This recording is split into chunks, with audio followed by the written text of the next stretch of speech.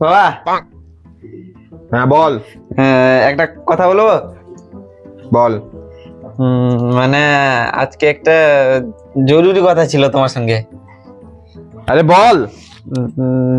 ওখানে দেখো কত সুন্দর একটা ফুল ফুটেছে, নিচে হলে না ওটাকে আমি তুলে আনতাম। হারাদা এটা বলতে এসেছিলিস নাকি? না, এটা বলতে আসিনি, একটা জরুরি কথা ছিল আর কি। বল। বলবো? বলতে বললাম তো।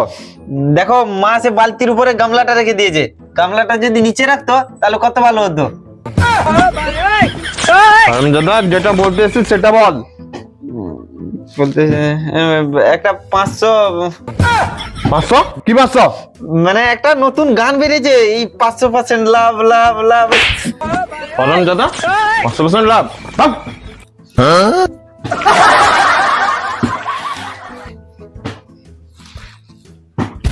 বেয়াদব ছেলে কোথাকার।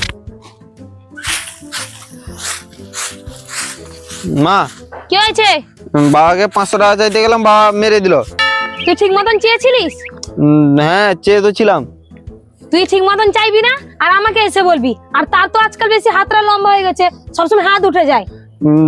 বন্ধুদের সঙ্গে দীঘা যাবো, 500 টাকা একটা বাবাকে বলে এনে দাও না। ও ঠিক আছে, তুই এখানে দাঁড়া, আমি এনে দিচ্ছি। ঠিক আছে। 500% লাভ নতুন সং বেরিয়েছে, লাগাও।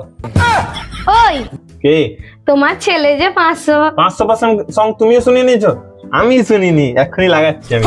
আরে 500% না, 500 টাকা তোমার ছেলে যে চেয়েছিল। 500 টাকা কি জন্য?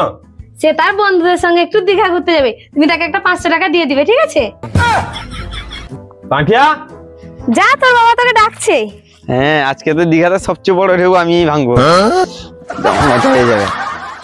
আরে বাবা কি দিচ্ছিলে এবার, মানে ডাকছিলে, কি বলবে বলো? আরে বলছিলাম বেগুন বাড়িতে সব লেদা পোকা লেগে গেছে, যা তো ওষুধটা মেরে দিয়ে।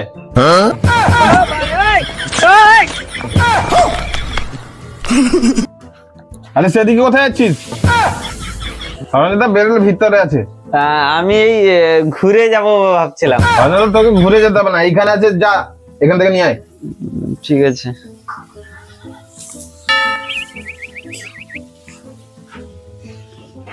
ভালো করে মারবি।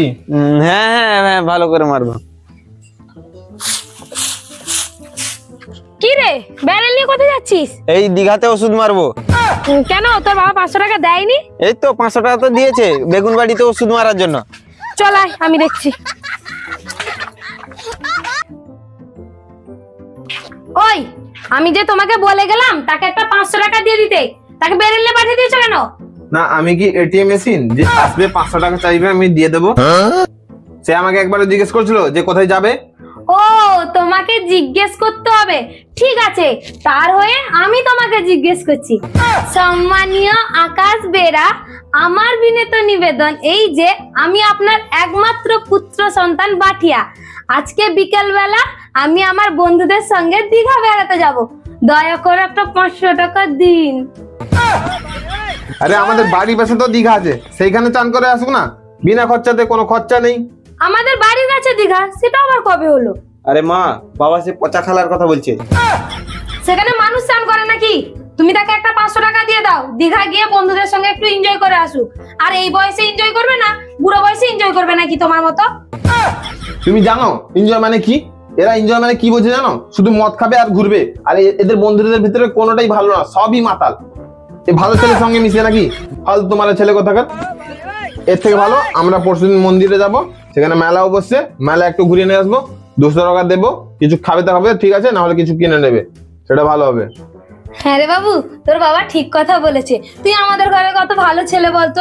আর তুই তো জানিস তোর বন্ধুরা কত ছ্যাপচর, তারা অনেক খারাপ ছেলে, মদ খায়, সিগারেট খায়, কিন্তু তুই আমাদের ভালো ছেলে।